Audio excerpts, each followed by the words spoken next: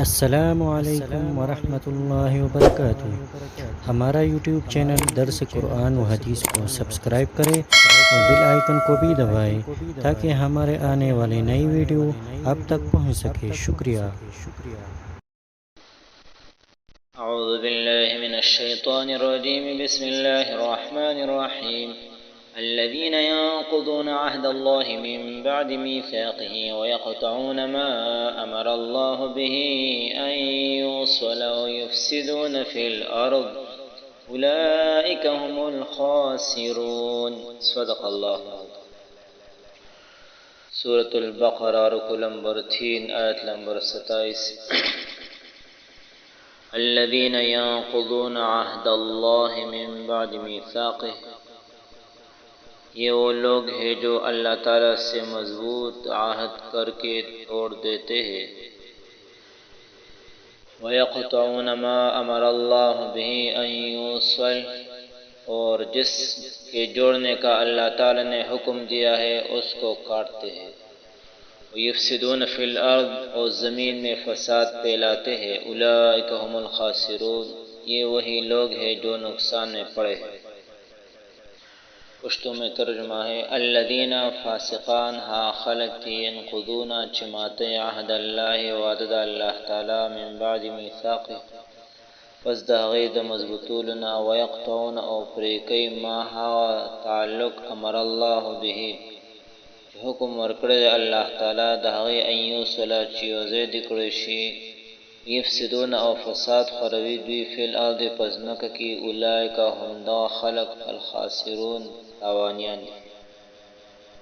وما یضل به الا الفاسقین کے بعد اللہ تعالی فاسقین کی 3 خامیاں بیان فرما رہے ہیں تاکہ معاشرہ میں ان کی تعین بآسانی ہو سکے۔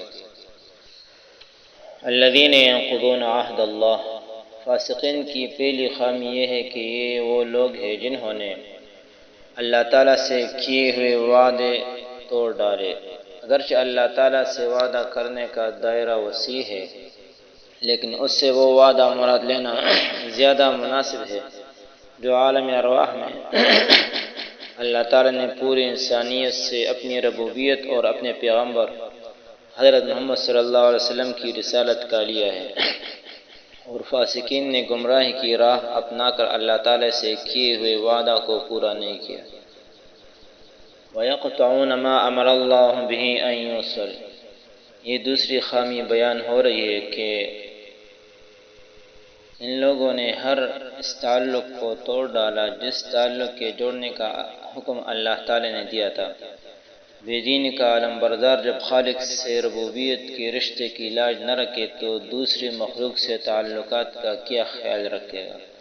چنانچہ موجودہ معاشرہ اس کی واضح دلیل ہے۔ جس سوسائٹی میں دینی اقدار کا غلبہ ہو وہاں والدین، اولاد، رشتہ دار، دوستی اور دوسرے تعلقات کا خیال رکھا جاتا ہے، لیکن بے دین معاشرہ میں دوسرے تعلقات کی رعایت تو درکنار، بوڑھے والدین بیچارے اول ہاؤس کے حوالے کیے جاتے ہیں تاکہ بوڑھے بیچارے جوانوں کے آرام میں خلل ڈالنے کا ذریعہ نہ بنے۔ وَيَفْسِدُونَ فِي الْأَرْضِ، یہ فاسقین کی تیسری خامی اور نشانی بیان ہو رہی ہے کہ وہ ہمیشہ کے لیے زمین میں فتنہ و فساد برپا کرنے کے لیے کوشاں رہتے ہیں۔ ظاہر ہے کہ ان 3 خامیوں والے دنیا و آخرت میں خسارے میں رہیں گے۔